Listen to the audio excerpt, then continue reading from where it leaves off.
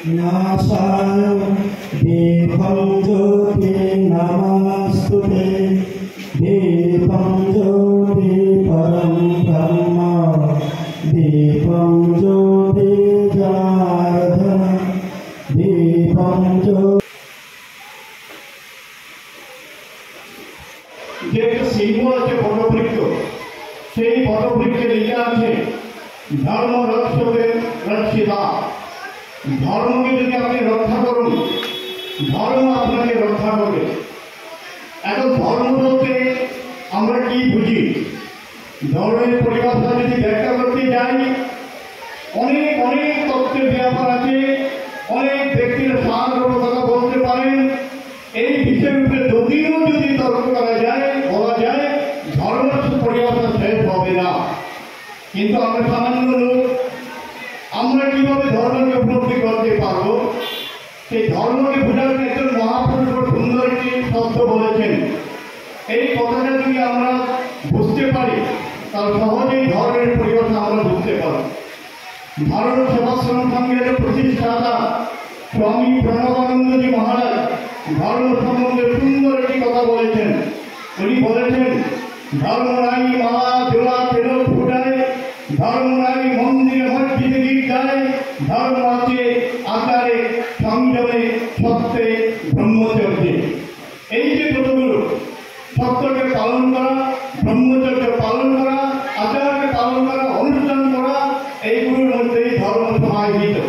অর্থাৎ ধর্ম বলতে আমরা যেটা বুঝি, গায়ে আর গেরুয়া কাপড় দিতে হবে, তুলসী মালা দিতে হবে, কপালে চন্দনের পুজো দিতে হবে, আর ভগবানের মন্দিরে বসে ভগবানের পুজো করতে হবে, সেটাও একটা ধর্মের অঙ্গ। কিন্তু প্রকৃত ধর্ম হলো আচার, অনুষ্ঠান, সংযম, ত্যাগ, ব্রহ্মচর্য। এই যে কতগুলো, এইটাই হলো আমাদের ধর্মের পরিচয়। এই সমাজকে ঐক্যবদ্ধ করার জন্য উনি নিজের ডাক্তারি ছেলে আরেকটা সংগঠন তৈরি করেছেন, যে হচ্ছে রাষ্ট্রীয় স্বয়ংসেবক সংঘ। 1925 ইংরেজিতে মহারাষ্ট্রে নাগপুরে স্থাপন হয়েছিল। আর সেই রাষ্ট্রীয় স্বয়ংসেবক সংঘের নাম হচ্ছে বিশ্ব হিন্দু পরিষদ, যা বর্তমানে বিশ্বের 55টা দেশে কাজ করছে। গর্ব তখন হয় যখন এই সংগঠনের ছত্রছায়া আমরা একটা ছোট্ট কাজ করতে একটা গ্রামের ছেলে আর কাজ করার স্বপ্ন পেয়েছে। তার জন্য জীবনকে এমনিতে কাটাতে চাইছি না। এই জীবন সংগঠনে, এই জীবন সমাজে। তাই বসন্ত মানে কি? সমস্ত যুব সমাজকে নিয়ে তৈরি একটা সংগঠন। তার আগে যদি আমি বলি, অল্প সংখ্যক আগে 1964 ইংরেজিতে আর মহারাষ্ট্রের সন্দীপনী আশ্রমে বিশ্ব হিন্দু পরিষদের স্থাপনা হয়েছিল।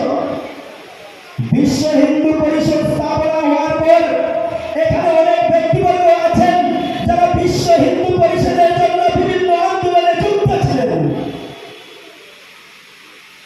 আমরা দেখেছি ভগবান রাম এবং মাতা জানকীর রথ বের হয়েছিল। ওই সময় যে জায়গা থেকে বেরিয়েছিল, তখন এই তৎকালীন সরকার কে ছিল এবং সমস্ত সনাতনীর উপর কিভাবে আঘাত এনেছিল, সেই ঘটনা আমরা জানি। কিন্তু আন্দোলন থামেনি। এই ভারতবর্ষের বুকে বিভিন্ন সময় বিভিন্ন ভাবে অত্যাচারীরা অত্যাচার করেছে, আর বিশ্ব হিন্দু পরিষদ লড়াই করেছে, আন্দোলন করেছে। এই যে রাম সেতুর আন্দোলন বলুন, রাম মন্দিরের আন্দোলন বলুন,